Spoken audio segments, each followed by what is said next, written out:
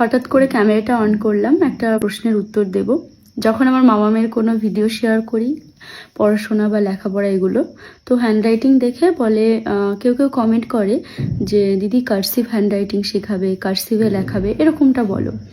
তো সেটা তোমাদের বলি যে ওদের স্কুলে এখনও কার্সিভ হ্যান্ডরাইটিং হয় না, তো সেটা হবে, পরে যখন হবে তখন তো অবশ্যই শেখাবো। আর এখন যেহেতু নেই, তো সেহেতু শেখানোর কোনো মানেই হয় না। এক একটা স্কুলের এক একটা রুলস থাকে। তো মামাম যে স্কুলে পড়ে, তো সেই স্কুলের রুলস আপাতত কার্সিভ নেই, আপাতত ওকে যে নর্মালভাবেই লিখতে হবে।